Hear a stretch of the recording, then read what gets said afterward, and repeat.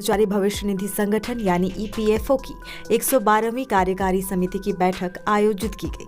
बैठक में पेंशन भोगियों के लिए एक बड़ा फैसला लिया गया है। दरअसल लंबे समय से पेंशनर्स ईपीएफओ के तहत न्यूनतम पेंशन बढ़ाने की मांग कर रहे थे। अब खबरें आ रही है कि सरकार ईपीएफओ के तहत न्यूनतम पेंशन को बढ़ाकर 7,500 करने पर विचार कर रही है। अगर ऐसा होता है तो लाखों पेंशनर्स को सीधा फायदा मिलेगा। अब जानिए पूरा मामला क्या है। दरअसल ईपीएस 95 यानी कर्मचारी पेंशन योजना 1995 के तहत वर्तमान में न्यूनतम पेंशन केवल 1,000 है, जो महंगाई के इस दौर में काफी कम है। पेंशनर्स लंबे समय से इसे बढ़ाने की मांग कर रहे हैं और सरकार पर दबाव भी बना रहे हैं। नए प्रस्ताव में विभिन्न कर्मचारी संगठनों और पेंशनर्स एसोसिएशन की मांग है कि ईपीएफओ के तहत न्यूनतम पेंशन 7,500 की जाए।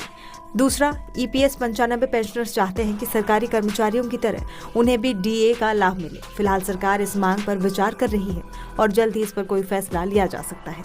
बता दें, सितंबर 2014 में केंद्र ने ईपीएफओ द्वारा शासित कर्मचारी पेंशन योजना यानी ईपीएस के तहत न्यूनतम पेंशन राशि 1,000 रुपए तय की थी। ईपीएफ के तहत कर्मचारी अपने मूल वेतन का 12% प्रोविडेंट फंड में जमा करते हैं, जबकि नियोक्ता भी इतनी ही राशि का योगदान करते हैं।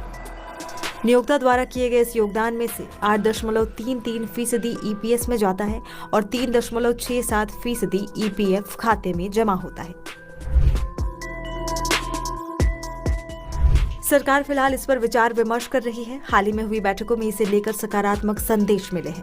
बजट 2025 से पहले ईपीएस 95 सेवानिवृत्त कर्मचारियों के एक प्रतिनिधि मंडल ने वित्त मंत्री निर्मला सीतारमण से मुलाकात की और न्यूनतम पेंशन को बढ़ाकर 7,500 रुपए प्रति महीने करने के साथ ही महंगाई भत्ता यानी डीए को जोड़ने की मांग दोहराई।